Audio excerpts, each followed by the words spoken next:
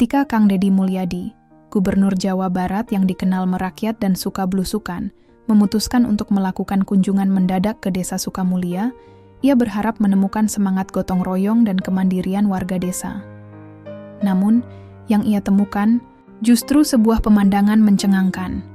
Bukades, pemimpin desa yang terkenal anggun dan ramah, ternyata hidup dalam kemewahan yang tak masuk akal. Dari helikopter pribadi hingga mobil Ferrari di halaman rumahnya, semua tampak bertolak belakang dengan kondisi warga yang hidup seadanya. Kang Deddy mulai menyelidiki, dan dari interaksi langsung dengan masyarakat, ia menemukan lapisan-lapisan kebenaran yang jauh lebih rumit. Ternyata korupsi tak berhenti di meja Bukades saja. Ada jaringan gelap yang mengakar hingga ke pejabat-pejabat kabupaten. Dengan gaya santai, mengalir dan penuh emosi rakyat kecil, cerita ini membawa pembaca menyusuri konflik, pengkhianatan, dan harapan untuk perubahan. Mentari belum tinggi ketika Kang Deddy Mulyadi memutar setir mobil ke arah jalan Desa Sukamulia. Sopirnya sempat kaget. "Pak, ini jalur alternatif ke kota ya?" "Bukan, kita ke Sukamulia. Mau lihat-lihat?" jawab Kang Deddy sambil tersenyum. Simpul Sukamulia bukan desa terkenal. Tidak ada potensi wisata, tidak viral, bahkan di peta digital pun sering terlewat. Tapi itulah alasan Kang Deddy ke sana. Ia ingin melihat yang tak terlihat, mendengar suara yang jarang terdengar. Tanpa pengawalan ketat, tanpa rombongan wartawan, hanya dia, sopir, dan satu fotografer pribadi yang diam-diam mengabadikan momen. Jalanan menuju Sukamulia berdebu. Aspalnya mengelupas di sana-sini, menyisakan kubangan yang memantulkan langit. Mobil yang mereka tumpangi tiba-tiba oleng, rodanya terjebak di lubang sedalam lutut anak kecil. "Waduh Pak, kita kejebak," kata sopir sambil mengerutkan kening. Kang Deddy turun. Sepatunya belepotan lumpur, tapi wajahnya malah berbinar. Seorang bapak tua yang sedang duduk di bawah pohon waru menatap penasaran. Itu Kang Deddy bukan ya?" Gumamnya pelan, lebih ke diri sendiri. Kang Deddy menghampiri. "Pak," numpang nanya, "ini jalan ke Sukamulia ya?" Bapak tua itu langsung berdiri, gugup. Iya betul Pak. Tapi, itu mobilnya kenapa?" "Nyangkut dikit. Tapi nggak apa-apa. Lebih penting Bapak warga sini." "Iya, saya Pak Dharma. Sudah tinggal di sini dari dulu." "Lah, ini beneran Kang Deddy ya?" Kang Deddy tertawa. "Benar Pak. Lagi pengin jalan-jalan aja. Lihat desa." Tak lama, warga mulai berdatangan. Ada anak-anak kecil yang mengintip dari balik pagar. Ada ibu-ibu yang bisik-bisik sambil membawa ember, cucian, dan beberapa pemuda datang membantu mendorong mobil yang nyangkut tadi. Seorang pemuda, Denny namanya, berkata, "Pak, maaf ya. Jalannya emang rusak dari dulu. Sudah sering diajukan tapi nggak pernah diperbaiki." "Iya?" tanya Kang Deddy sambil mengamati sekeliling. "Dana desa ada katanya. Tapi entah kemana," tambah Denny sambil mengangkat bahu. Kang Deddy mengangguk pelan. Ia mulai mencium sesuatu. Tapi seperti biasa, ia tak suka langsung menuduh. Ia lebih suka diam, mengamati, dan mendengarkan. "Kantor desa di mana ya?" tanyanya. Denny menunjuk ke arah timur. "Lewat lapangan bola, belok kiri, nanti ketemu rumah besar warna putih." "Rumah besar?" "Iya, itu rumah Bukades. Sekalian kantor juga di sebelahnya." Mobil akhirnya bisa berjalan lagi. Kang Deddy duduk di kursi depan, membuka kaca jendela. Sepanjang jalan, ia melihat rumah-rumah kayu yang reot. Banyak anak kecil berkaki telanjang bermain di jalanan. Warung-warung sederhana berjejer, menjual barang seadanya. Lalu, tibalah mereka di ujung desa, dan di sanalah berdiri rumah besar itu. Bukan rumah desa biasa. Ini istana kecil. Pagar tinggi dari besi tempa, halaman luas yang tertata rapi, kolam renang di samping rumah, dan sebuah mobil Ferrari merah menyala terparkir di garasi. Tak jauh, sebuah helikopter kecil bertengger di landasan buatan yang masih baru. Sopir Kang Deddy melongo. "Pak, ini desa kan?" Kang Deddy mengangguk pelan. "Iya, tapi ini rumah siapa?" "Bukades. jawab seorang warga yang ikut mengantar. Kang, Dedi turun, berjalan pelan ke pagar rumah itu. Seorang penjaga keluar dari pos, kaget melihat rombongan kecil itu. Kang Dedi, astaga, tunggu sebentar ya Pak, katanya gugup, langsung berlari ke dalam. Tak sampai 5 menit, Bu Kades muncul. Ia memakai gaun mewah dan sepatu hak tinggi. Wajahnya cantik, dengan riasan tipis tapi mahal. Kang Dedi, wah, kehormatan banget. Kedatangan Bapak ke desa kami yang sederhana ini. Sederhana ya, Bu. Kang Dedi tersenyum tipis sambil memandangi rumah megah di belakangnya. Bu Kades tertawa kikuk. Ah, ini rejeki, Pak. Saya bisnis juga di luar urusan desa. Begitu ya? Kang Dedi menatapnya dalam. Kalau begitu saya ingin menginap semalam di sini. Boleh? Wajah Bu Kades sempat berubah, tapi dengan cepat ia kembali tersenyum. Tentu boleh. Tapi, mungkin Bapak lebih nyaman di penginapan di kota? Kang Dedi menggeleng. Saya ingin ngobrol langsung sama warga. Mau tidur di masjid juga nggak masalah. Baiklah, kalau begitu. Hari mulai sore. Kang, Dedi memutuskan tinggal di rumah warga, bukan di rumah Bu Kades. Ia memilih rumah Pak Darma yang sederhana tapi bersih. Malam itu, warga mulai berdatangan ke rumah Pak Darma, ingin bertemu dan ngobrol dengan Kang Dedi. Di sana, di ruang tamu beralaskan tikar usang, percakapan hangat dimulai. Cerita demi cerita pun keluar. Tentang jalan yang rusak, bantuan yang tak sampai, dan rasa takut untuk bicara. Kang Dedi mendengarkan semua, sambil sesekali mencatat di buku kecilnya. Sesuatu mulai terungkap, tapi ia tahu, ini baru permulaan. Pagi itu, Kang Dedi bangun lebih awal dari ayam jago. Suara azan subuh dari masjid kecil di sudut desa membangunkannya. Ia menumpang tidur semalam di rumah Pak Darma, di atas dipan bambu yang sudah berumur puluhan tahun. Bantalnya tipis, selimutnya, bau kapur barus, tapi tidurnya nyenyak. Tenang, damai, seperti kembali ke masa kecil. Setelah subuh, ia duduk di beranda sambil menyeruput kopi hitam buatan istri Pak Darma. Ibu Darma menyajikan singkong goreng hangat dan air putih di gelas plastik, buram. Ini doang, Pak. Maaf ya, nggak ada yang lain. Kang Dedi tersenyum. Ini lebih dari cukup, Bu. Rasanya lebih nikmat dari hotel bintang 5. Pak Darma duduk di sampingnya, mengenakan sarung dan kaos oblong pudar. Pak Gubernur ini benar-benar rendah hati. Saya aja nggak nyangka bisa ngobrol langsung begini. Justru saya yang bersyukur, Pak. Bisa tahu kondisi warga langsung dari sumbernya. Usai sarapan, Kang Dedi berjalan kaki keliling desa. Ia menyapa satu persatu warga yang berpapasan. Ada yang gugup, ada yang malu-malu. Ada juga yang curhat panjang lebar tanpa diminta. Di setiap gang, ia melihat potret ketimpangan. Rumah-rumah reot berdiri mengelilingi satu bangunan super mewah di tengah desa. Rumah Bu Kades. Saat matahari mulai naik, Kang Dedi memutuskan kembali ke rumah megah itu. Kali ini, bukan sekadar berkunjung. Ia ingin tahu lebih dalam. Gerbang rumah Bu Kades dibuka otomatis. 2 penjaga berseragam hitam menyambut dengan sopan tapi kaku. Kang Dedi, Bu Kades sudah menunggu di taman belakang. Kang Dedi melangkah pelan menyusuri halaman yang lebih mirip resort daripada rumah pejabat desa. Ada kolam ikan koi yang besar, taman bunga tertata rapi dengan air mancur, dan bahkan patung singa putih berdiri gagah di samping garasi. Ferrari merah yang kemarin ia lihat masih terparkir, dan di sebelahnya kini ada mobil sport lain, Lamborghini hitam berkilat. Di taman belakang, Bu Kades duduk santai di kursi rotan, mengenakan kacamata hitam dan gaun berwarna gading. Ia sedang membaca majalah fashion dan menyeruput jus jeruk dari gelas kristal. Selamat pagi, Kang Dedi, sapa Bu Kades sambil melepas kacamatanya.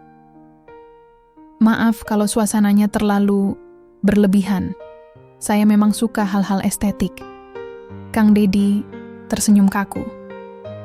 Saya baru keliling desa.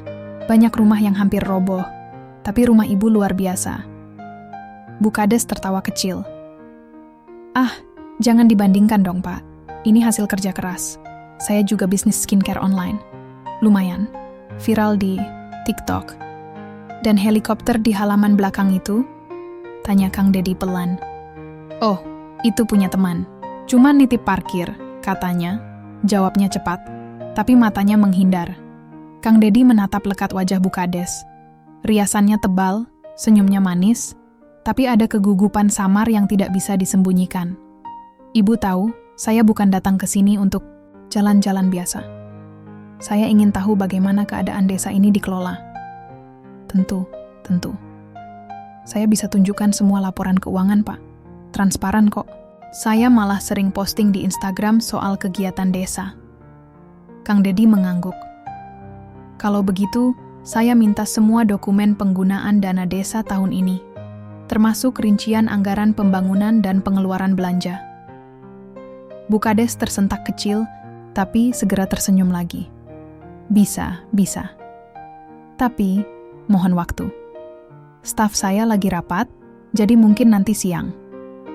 Kang Dedi berdiri. Saya tunggu, di balai desa, jam 2 siang. Bukades mengangguk pelan. Baik Pak Gubernur. Menjelang siang, Kang Dedi duduk di balai desa. Bangunan itu kontras dengan rumah Bukades. Dindingnya kusam, kursi plastik banyak yang retak, dan kipas angin hanya satu, itu pun berputar lemah. Beberapa warga mulai berdatangan. Mereka duduk ragu di belakang, berbisik-bisik. Lalu datang Denny, pemuda yang kemarin membantu mendorong mobil. Pak, maaf, saya cuma pengen tanya. Benar Pak Gubernur mau buka data anggaran desa? Bisiknya. Iya nak, kenapa? Denny menunduk. Soalnya, selama ini kalau nanya-nanya gitu bisa kena masalah. Banyak yang diusir, bahkan dilaporin ke polisi. Kang Dedi terdiam sejenak. Tenang, hari ini nggak ada yang bisa usir kalian. Saya di sini. Tepat pukul 2 siang, Bukades datang dengan beberapa staf. Ia membawa map besar dan tumpukan kertas. Ini Pak, dokumen yang Bapak minta. Silakan diperiksa. Kang Dedi membuka lembar demi lembar. Banyak yang tidak masuk akal. Dana perbaikan jalan dicatat 101,5 miliar, padahal jalan rusak parah. Ada juga pembelian alat transportasi darurat seharga 7 miliar, yang belakangan ia sadari adalah helikopter itu. Ia meletakkan kertas itu di meja. Wajahnya tetap tenang, tapi matanya tajam. Bukades, boleh saya tanya jujur? Tentu, Pak. Apa Ibu merasa semua yang Ibu lakukan ini benar? Bukades tersenyum tipis. Saya cuma menjalankan amanah, Pak. Kalau ada kekurangan, mohon maaf. Tapi semua sudah sesuai prosedur. Kang Dedi tak menjawab. Ia berdiri, menatap semua warga di ruangan. Mulai hari ini, saya akan tinggal di Sukamulia beberapa hari. Saya ingin dengar langsung dari kalian. Jangan takut. Semua laporan, semua keluhan, silakan disampaikan. Suasana berubah. Beberapa warga mulai berani angkat tangan. Ada yang mengeluh soal bansos yang tak pernah datang. Ada yang bilang harus bayar uang administrasi kalau mau ngurus surat. Ada juga yang cerita tentang proyek posyandu fiktif. Wajah Bukades mulai tegang. Ia menoleh ke stafnya, lalu kembali tersenyum paksa. Kang Dedi tahu, ini baru permulaan. Malam itu, ia menulis di buku kecilnya. Satu rumah mewah di tengah ladang kering. Tapi keringnya bukan karena kemarau. Kering karena dikuras oleh orang yang seharusnya memberi air. Hari ketiga Kang Dedi di Desa Sukamulia dimulai dengan langkah kecil yang mengguncang. Pembentukan pos aduan rakyat di balai desa. Sebuah meja kayu tua dan kursi plastik disulap menjadi panggung kejujuran. Tempat warga bisa menyampaikan keluhan secara langsung tanpa perantara. Bukan laporan resmi, tapi cukup selembar kertas, sebaris kalimat, atau kalau tak bisa menulis, cukup bicara. Spanduk buatan Denny dan teman-temannya dipasang di depan balai desa. Rakyat bicara, gubernur mendengar. Pak, boleh saya cerita? Soal jalan yang tiap musim hujan berubah jadi kolam? Pak Gubernur, saya udah 2 kali ngajuin bantuan rumah layak huni, tapi cuma tetangga Bukades yang dapet. Pak, kami pernah disuruh bayar $150.000 buat tanda tangan surat waris. Padahal katanya gratis. Satu persatu suara rakyat muncul. Pelan-pelan. tapi mengalir deras seperti air yang lama ditahan bendungan. Kang Dedi duduk sabar mendengar semuanya. Wajahnya tenang, tapi sorot matanya tajam merekam. Setiap cerita dicatat oleh Denny dan 2 mahasiswa magang dari Bandung yang ikut mendampingi. Tak lama, datanglah seorang ibu separuh baya bernama Bu Erna, mengenakan kerudung lusuh dan sandal jepit. Ia menggandeng anak kecil yang tampak kurus dan pucat. "Pak Gubernur," suaranya serak. "Anak saya sakit," kata bidan. "Harus dibawa ke rumah sakit kabupaten. Tapi kartu BPJS saya diblokir. Padahal saya rutin bayar." "Diblokir?" tanya Kang Dedi. "Iya, katanya ada tunggakan iuran. Tapi saya sudah lunas." Terus saya tanya ke kantor desa. Malah disuruh bikin surat baru dan bayar biaya pengaktifan 200.000. Saya nggak punya uang segitu. Kang Dedi menatap anak itu. Tubuhnya ringkih, matanya sayu. Ia berdiri, meraih bahu Bu Erna. "Nanti sore, saya antar anak ibu ke puskesmas. Gratis. Dan kita cari tahu kenapa kartu ibu diblokir." Bu Erna menangis sambil menunduk. "Terima kasih, Pak. Saya cuma ibu cuci." Kabar pos aduan itu menyebar cepat. Namun bersamaan dengan itu, bisikan-bisikan mulai terdengar. Ada yang berkata Kang Dedi cuma cari panggung. Ada pula yang menyebut semua aduan itu bohong. Bahkan, beberapa perangkat desa tidak hadir hari itu. Meja mereka kosong. Sore harinya, Kang Dedi memutuskan untuk melakukan hal yang lebih mengejutkan. Berjalan kaki menyusuri gang-gang sempit desa sendirian, tanpa pengawal, tanpa seremoni, ia masuk ke gang di belakang masjid. Di sana ia melihat rumah-rumah yang hanya berdinding tripleks, dengan atap bocor yang ditambal terpal. Seorang anak kecil memegang kaleng cat bekas, memainkannya seperti drum. "Tinggal di sini udah berapa lama, Dik?" tanya Kang Dedi sambil jongkok. "Dari bayi, Pak. Tapi kemarin atap bocor, jadi tidur sama ayah di kandang ayam." Kang Dedi diam sejenak. Ia melihat ke atas, melihat rumah megah Bukades dari kejauhan. Kontras. Seperti mimpi dan kenyataan yang tinggal berdampingan. Malam itu, Kang Dedi duduk di bawah pohon nangka di halaman rumah Pak Darma.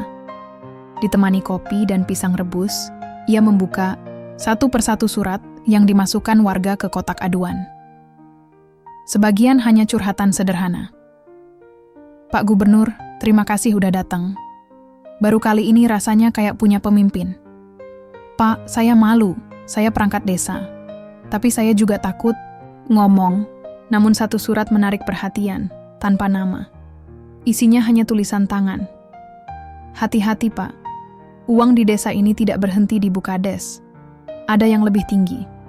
Jangan percaya siapapun, bahkan staf beliau sendiri." Kang Dedi membacanya berkali-kali. "Pak Gubernur," sapa Denny sambil membawa minuman hangat. "Warga sekarang mulai berani, tapi saya khawatir. Makin banyak yang terbuka, makin besar tekanan dari orang atas." Kang Dedi tersenyum kecil. "Kalau tekanan datang, itu tandanya kita di jalan yang benar." Denny duduk. "Saya pernah dengar dari teman ayah saya," katanya. "Bukades sering dipanggil rapat tertutup di rumah camat. Kadang setelah itu ada proyek baru muncul, fiktif." "Apa kamu yakin?" tanya Kang Dedi. "Tidak ada bukti, Pak. Tapi bapak saya bilang, dulu waktu mau protes soal anggaran, malah dimutasi ke bagian arsip." Kang Dedi mencatat semua. Malam semakin larut. Tapi di rumah Pak Darma, lampu masih menyala. Beberapa warga datang satu persatu, seperti burung-burung malam yang terbang keluar sarang setelah badai reda. Pagi keempat, sebelum matahari terbit, Kang Dedi duduk termenung di tangga rumah bambu. Ia tahu, angin yang ia tiup mulai menggoyang pohon besar. Namun ia belum tahu seberapa dalam akar busuk yang tersembunyi di balik tanah desa ini. Dan ia juga belum tahu bahwa hari ini seseorang akan memberinya kunci dari semuanya. Sebuah kejutan yang akan mengubah fokus penyelidikannya. Sesuatu yang lebih besar daripada sekadar Ferrari dan helikopter. Hari keempat Kang Dedi di Sukamulia diawali dengan suasana yang tidak biasa. Pagi itu, Udara terasa tegang. Banyak warga yang biasanya ramah mendadak menghindar. Bahkan, warung tempat biasa Kang Dedi ngopi pagi terlihat tutup. Padahal semalam masih ramai. Pak Dharma, yang sejak awal menjadi tempat tinggal Kang Dedi, juga tampak gelisah. "Ada apa, Pak?" tanya Kang Dedi, sembari menyeruput kopi pahit buatan Bu Dharma. Pak Dharma hanya menghela napas panjang. "Tadi malam, ada orang dari kecamatan datang. Mereka bilang, warga diminta hati-hati kalau bicara ke Bapak. Katanya, bisa bahaya." "Bahaya? Buat siapa?" "Buat kami." Katanya, Bapak hanya cari sensasi, mau menjatuhkan pejabat. Kalau kami terlalu banyak omong, bisa-bisa ditangkap. Kang Dedi menatap langit. Awan pagi yang tadinya cerah mulai digelayuti mendung tipis. "Pak Dharma, saya kesini bukan untuk menjatuhkan siapa-siapa. Saya cuma ingin desa ini benar-benar adil." Pak Dharma mengangguk, tapi wajahnya tetap cemas. Siang itu, Kang Dedi menerima amplop coklat misterius di bawah pintu kamar tidurnya. Tanpa nama pengirim. Di dalamnya terdapat foto-foto dan fotokopi beberapa dokumen. Sebagian terlihat seperti bukti transfer. Ada nama-nama yang membuat dahi Kang Dedi berkerut. Salah satunya, nama Camat Sukamulya. Beberapa lembar lainnya menunjukkan pembelian barang mewah atas nama Forum Musyawarah Desa. Tapi, dana pencairannya berasal dari rekening pemerintah. Ia segera memanggil Denny. "Denny, kamu tahu seseorang bernama Pak Sahrul?" Denny kaget. "Itu Pak Camat, Pak. Dia sering datang ke sini?" "Sering, tapi bukan buat rapat atau kunjungan resmi. Lebih sering main ke rumah Bu Kades. Kadang-kadang, helikopternya dipakai bareng. Saya pernah lihat." "Pakai helikopter?" "Iya. Waktu itu katanya mau ke Bandung buat urusan penting." Kang Dedi duduk termenung.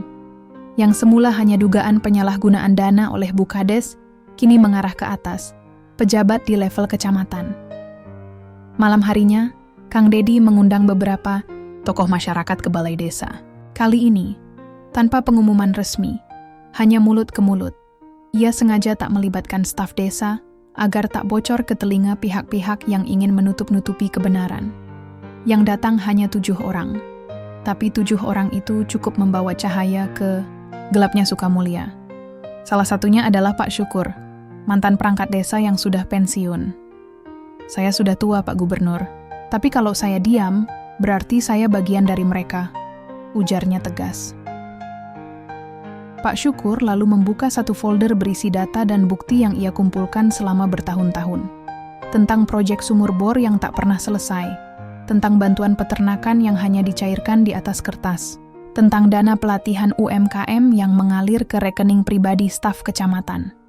Dan ini, katanya sambil menyerahkan satu lembar fotokopi rekening koran, adalah transaksi aneh dari dana desa Sukamulya ke rekening pribadi seseorang di kota. "Kang," Dedi membaca nama itu. Matanya menyipit. "Bukan nama yang asing. Ini pejabat di kabupaten." Pak Syukur mengangguk. "Iya, Pak. Saya takut bicara soal ini selama bertahun-tahun. Tapi sekarang, saya merasa desa ini butuh orang berani." Malam itu, semua data ia kumpulkan. Kang Dedi menyalin semuanya ke dalam flash disk, lalu menghubungi salah satu tim investigasi dari Inspektorat Provinsi secara diam-diam. "Aku butuh kamu datang ke Sukamulya. Besok pagi. Jangan pakai seragam. Jangan kasih tahu siapa-siapa." Keesokan harinya, suasana desa semakin terasa berbeda. Di depan rumah Pak Dharma, mobil patroli tampak parkir. 2 petugas dari polsek setempat duduk di warung dengan pandangan tajam. "Pak Gubernur," bisik Bu Dharma pelan. "Mereka nanya-nanya soal Bapak. Katanya ada laporan Bapak bawa wartawan untuk fitnah pejabat." Kang Dedi tetap tenang. "Saya bawa kebenaran, bukan fitnah."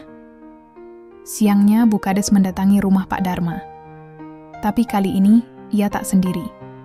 Ia ditemani oleh 2 orang pria bertubuh besar, wajahnya asing.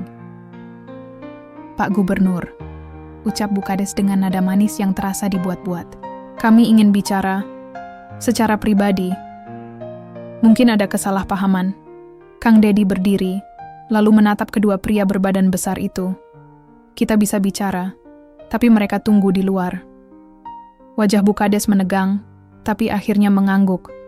Di dalam, suasana menjadi dingin. Pak Gubernur, saya harap Bapak tidak mempercayai semua omongan warga. Banyak dari mereka hanya iri dengan kesuksesan saya. Saya tidak menilai dari omongan saja, Bu. Saya menilai dari bukti. Kang Dedi lalu mengeluarkan fotokopi bukti transfer dan laporan fiktif yang telah ia dapatkan. Wajah Bu Kades memucat. Dari mana Bapak dapat ini? Dari rakyat Ibu. Orang-orang yang selama ini Ibu abaikan. Bu Kades mencoba tersenyum, tapi senyumnya retak. Pak, saya cuma mengikuti arus. Saya tidak sendirian. Kang Dedi diam. Pernyataan itu membuat hatinya bergetar. Maksud, Ibu? Bu Kades menunduk. Air matanya mulai menetes. Saya hanya pion, Pak. Ada yang lebih besar. Ada pejabat kabupaten yang mengatur semua ini. Kalau saya nggak nurut, saya diancam. Perlahan, ia menceritakan semuanya. Tentang tekanan dari atasan, tentang jatah yang harus disetor, tentang proyek-proyek fiktif yang sudah dirancang dari atas. Ia hanya menjalankan. Tapi lama-lama terlena. Terjebak dalam kenyamanan uang haram yang terus mengalir. Kang Dedi tak menyela. Ia hanya mendengar. Hatinya campur aduk, marah, sedih, dan muak. Saya siap buka semua, Pak. Tapi, lindungi saya, ucap Bu Kades pelan. Kang Dedi menatapnya serius. Kalau Ibu mau jujur dan kerjasama, kita bisa perbaiki semuanya. Tapi Ibu harus siap kehilangan semuanya dulu. Bu Kades mengangguk. Saya sudah siap. Malam itu, Sukamulia hening. Tapi di dalam hening itu, ada riak perubahan. Ada awal dari pengungkapan besar. Dan Kang Dedi tahu, ini bukan lagi sekadar kasus Bu Kades membeli Ferrari. Ini adalah urat nadi korupsi yang mengalir dari desa, kecamatan, hingga kabupaten. Hari kelima, suasana desa Sukamulia terasa lebih sunyi dari biasanya. Tapi bukan sunyi yang damai. Ini seperti sunyi sebelum badai. Seperti semua orang sedang menahan napas. Kang Dedi bangun lebih awal pagi itu. Biasanya, suara ayam berkokok bersahutan, jadi alarm alam. Tapi hari ini hanya terdengar 1-2 kali. Bahkan, suara radio dari rumah tetangga pun tak terdengar. Ketika keluar dari rumah Pak Dharma, ia melihat mobil-mobil asing parkir di pinggir jalan desa. Bukan mobil warga. Platnya resmi, tapi tak ada lambang instansi. Denny menghampirinya, wajahnya tegang. Pak, sepertinya ada yang mengawasi. Tadi malam saya lihat orang naik motor muter-muter. Seolah cari rumah Bapak. Kang Dedi tidak terkejut. Hanya mengangguk. Tenang, Den. Kalau mereka hanya datang untuk melihat, biarkan. Yang penting, kita tetap pada jalur. Denny tampak ragu. Tapi saya takut, Pak. Bu Kades sudah mengaku, dan sekarang mereka pasti tahu Bapak pegang semua datanya. Siang itu, undangan resmi datang. Sebuah amplop dari kecamatan ditandatangani langsung oleh Camat Sahrul. Isinya adalah permintaan pertemuan tertutup antara Kang Dedi dan perwakilan pejabat kabupaten di kantor camat yang jaraknya sekitar 8 km dari Sukamulia. Denny melotot saat membaca surat itu. Ini jebakan, Pak. Jangan datang. Tapi, Kang Dedi hanya tersenyum. Justru kalau saya nggak datang, mereka pikir saya takut. Biarkan saja, kita hadapi. Ia pergi dengan hanya satu pendamping dari tim provinsi yang baru tiba malam sebelumnya. Orang dalam yang sudah lama dipercaya, Pak Iwan. Kantor camat terlihat sepi saat mereka tiba. Tapi begitu masuk, suasana berubah tegang. 3 orang pejabat sudah menunggu di ruang tengah. Di antaranya, seorang pria berjas abu-abu yang tak memperkenalkan diri, namun jelas bukan orang kecamatan biasa. Pak Sahrul, sang camat, berdiri menyambut Kang Dedi dengan senyum tipis yang tidak sampai ke mata. Pak Gubernur, wah, kejutan. Besar bisa hadir ke wilayah kami. Kang Dedi menjawab datar. Saya tak butuh sambutan hangat. Saya kesini untuk rakyat. Pria berjas abu-abu memotong. Pak Gubernur, mohon maaf. Kami dengar Bapak mengumpulkan laporan dari warga secara informal. Itu sangat tidak prosedural.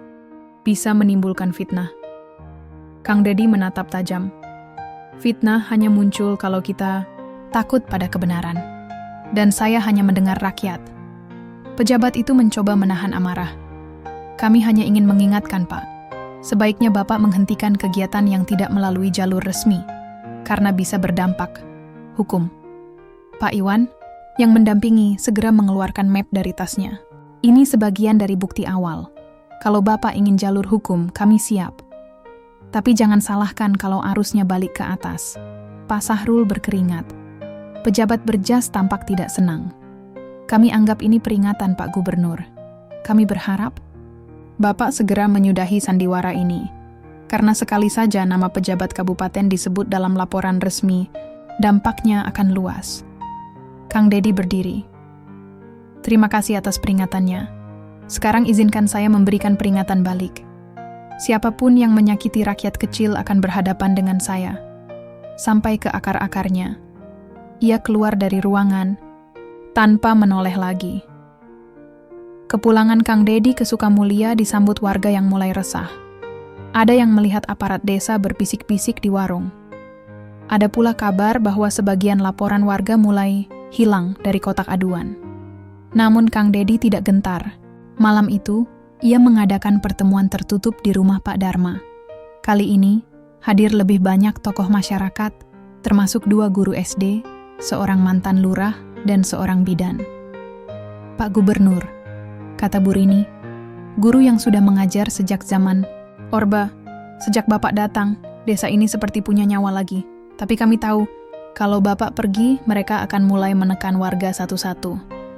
Betul, Pak, sahut Pak Maman, mantan lurah. Mereka bisa bikin warga diam dengan intimidasi, mutasi, atau bahkan kehilangan pekerjaan. Kang Dedi mengangguk. Justru karena itu saya di sini. Kita harus bersatu. Kalau kita diam karena takut, mereka akan menang selamanya. Ia lalu menunjukkan bukti-bukti tambahan yang baru ia dapatkan dari Pak Iwan, termasuk rekaman suara percakapan antara Bu Kades dan Salah, satu pejabat kabupaten, tentang jatah proyek fiktif dan pembagian fee. Suasana ruangan mendadak senyap. Itu suara siapa? Tanya Pak Maman. Suara korupsi, jawab Kang Dedi. Dan kita akan pastikan suara itu sampai ke meja KPK. Namun malam belum benar-benar selesai. Sekitar pukul 22 maun, listrik di rumah Pak Darma mendadak padam. Hanya rumah itu. Rumah lain tetap terang. Tak lama, seseorang mengetuk pintu dengan keras. Pak Darma membuka perlahan. Di depan pintu, berdiri 2 orang berseragam preman. Salah satunya memegang senter besar. Malam, Pak. Kami cuma mau pastikan tamu Bapak aman. Soalnya desa ini makin malam makin rawan. Senyumnya tidak tulus. Kang Dedi maju dari belakang. Tenang, Pak. Saya aman. Dan kalau saya tidak aman, besok pagi 1 Jawa Barat tahu siapa yang bikin saya tidak aman. Pria itu tertawa canggung. Hehe, cuman patroli, Pak. Selamat malam. Setelah mereka pergi, suasana kembali mencekam. Deni menatap Kang Dedi. Pak, ini serius. Mereka mulai bergerak. Kang Dedi menatap keluar jendela. Berarti kita sudah dekat. Mereka takut. Dan kalau mereka takut, artinya kita harus lebih berani. Malam itu, Kang Dedi duduk sendirian di teras. Ia tahu perang ini belum selesai. Bahkan, belum benar-benar dimulai. Tapi satu hal yang pasti, ia tidak akan mundur. Karena ia tahu, di balik gemerlap mobil Ferrari dan helikopter pribadi, ada tangisan anak-anak desa yang lapar. Dan itu tidak boleh dibiarkan lebih lama lagi. Malam di Sukamulia terasa lebih pekat dari biasanya.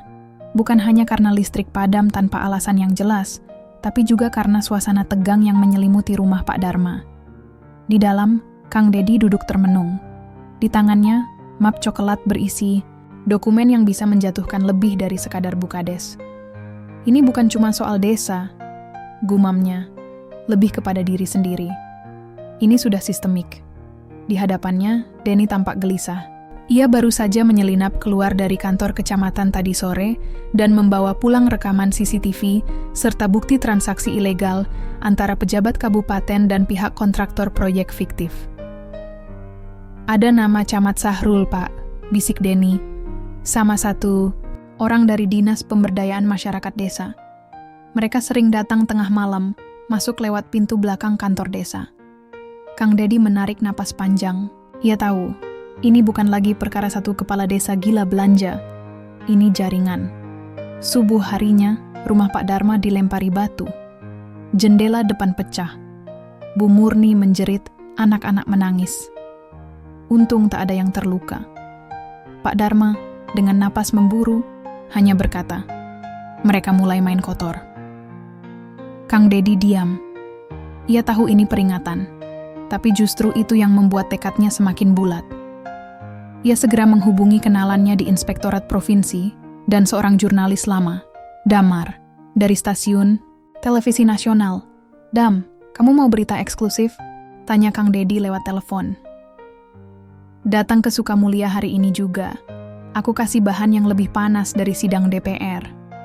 Berani live? Tantangnya. Damar tertawa kecil. Berani dong, Kang. Kirim lokasi. Tapi hati-hati ya, kalau ini beneran berat, bisa bikin gaduh. Menjelang siang, kerumunan warga mulai membludak. Kabar tentang ancaman dan rekaman yang berhasil diamankan menyebar cepat. Tapi yang membuat Kang Dedi terharu, bukan cuma jumlah orang yang datang, tapi semangat mereka. Ibu-ibu bawa nasi bungkus, Pak. Lapor Bagus. Katanya kalau Pak Dedi belum makan, nanti dibawain lagi. Bapak-bapak bikin jadwal ronda juga. Mereka bilang, kalau pemerintah takut, rakyat enggak boleh takut. Kang Dedi tersenyum kecil. Ini bukan kerusuhan, ini kesadaran. Pukul 3 sore, 2 mobil hitam masuk ke desa.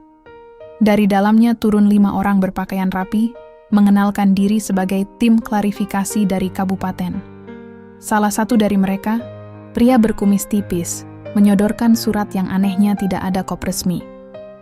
Kami diminta atasan untuk menyelesaikan masalah ini secara internal, Pak Gubernur, katanya. Kang Dedi menatap surat itu. Matanya tajam. Saya bukan bagian dari internal Anda. Saya di sini sebagai gubernur. Dan saya sudah serahkan bukti-bukti ke inspektorat dan media. Nada bicara pria itu berubah dingin. Kalau Bapak terus begini, bisa berbahaya. Untuk semua orang, termasuk keluarga. Kang Dedi berdiri. Tegap, tegas, matanya menusuk. Kalau kalian main gertak, kalian salah orang. Biar rakyat yang menilai siapa yang harus takut. Beberapa warga langsung mengeluarkan ponsel, merekam kejadian. Tim klarifikasi. Itu pun mundur, kabur dalam tekanan moral rakyat sendiri. Menjelang malam, mobil kru televisi tiba. Damar turun dengan kamera dan mic, langsung menyalakan live streaming di kanal YouTube mereka. Tak lama kemudian, berita pecah. Breaking news. Dugaan jaringan korupsi desa terbongkar, libatkan pejabat kabupaten. Sukamulia trending. Di media sosial, video warga mengusir oknum kabupaten viral. Netizen bersuara. Dukungan mengalir deras. Di balai desa, Kang Dedi naik ke panggung kecil, mikrofon seadanya. Hari ini, kita bukan hanya membongkar korupsi. Kita membuktikan bahwa rakyat bisa jadi penjaga keadilan. Tapi perjuangan belum selesai. Jangan biarkan kebenaran berhenti di tangan media. Kita kawal bersama. Sorak-sorai menggema.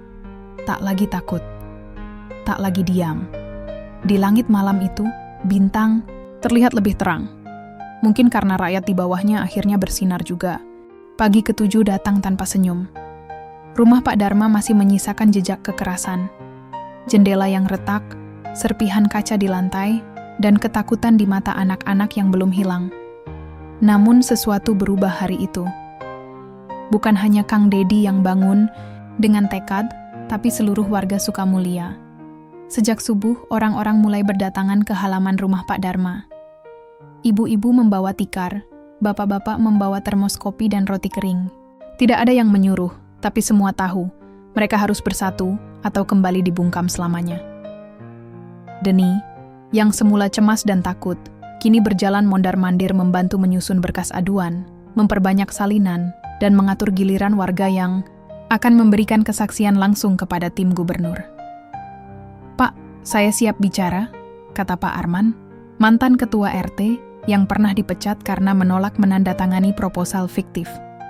"Saya juga, Pak," sahut Bukarsih, penjual sayur yang pernah dimintai uang izin usaha oleh oknum perangkat desa. Hari itu, satu persatu mereka bicara. Bukan lagi sekadar curhat, tapi pengakuan kolektif. Seperti luka yang dibuka bersama, agar sembuhnya pun bersama. Di saat bersamaan, Kang Dedi menghubungi langsung Inspektorat Jabar dan Polda melalui jalur resmi. Bukti-bukti yang dikumpulkan diserahkan lengkap. Rekaman, dokumen fiktif, hingga daftar aliran dana yang melibatkan tidak hanya Bukades, tapi juga beberapa pejabat kabupaten dan kontraktor rekanan tetap. Yang mengejutkan, respon dari provinsi sangat cepat. Sekitar pukul 14 Progo, 4 mobil dinas dan 1 truk aparat gabungan datang ke desa Sukamulia.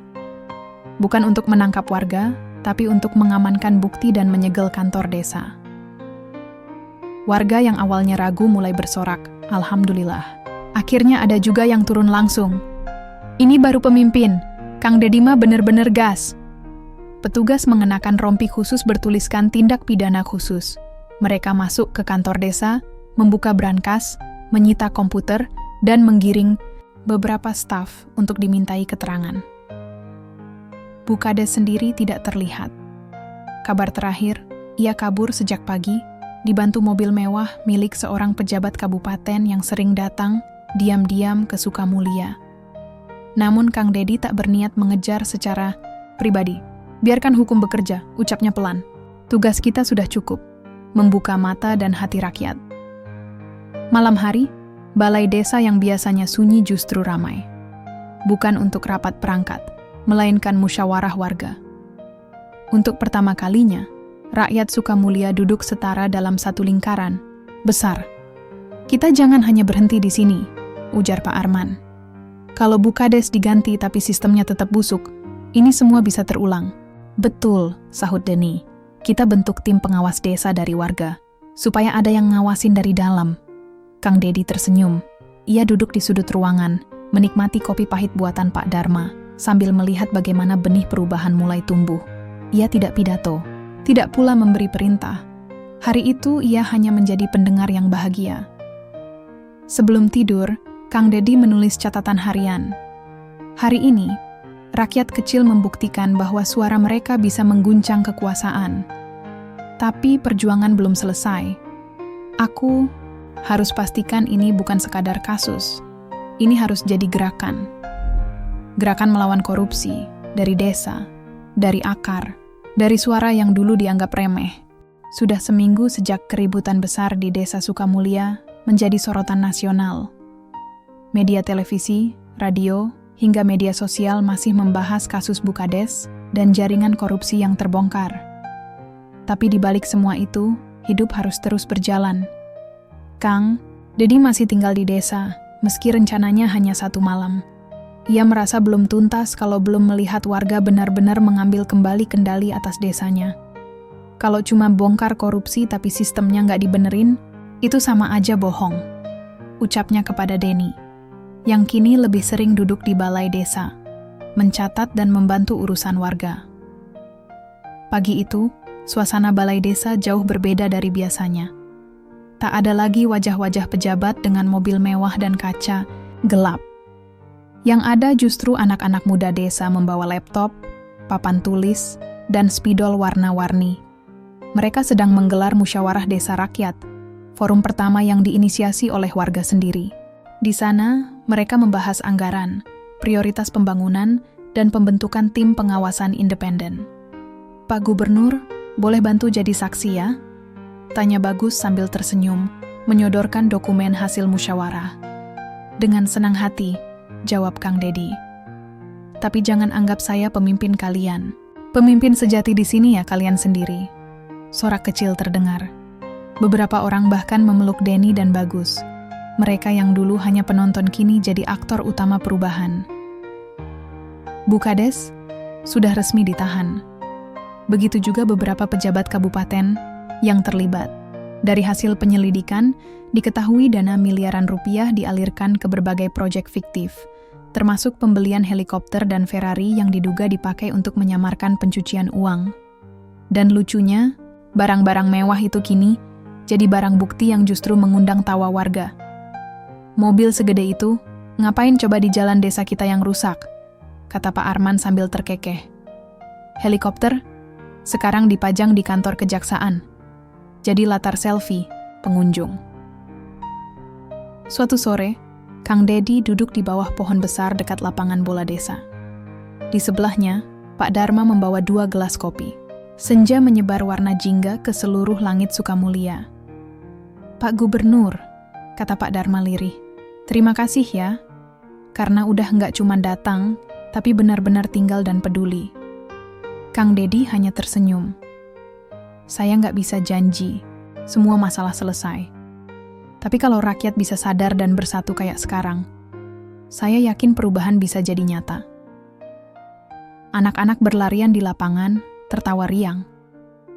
Di kejauhan, ibu-ibu berkebun, bapak-bapak memasang paving blok baru di depan Balai Desa. Sukamulia yang dulu murung kini tampak hidup.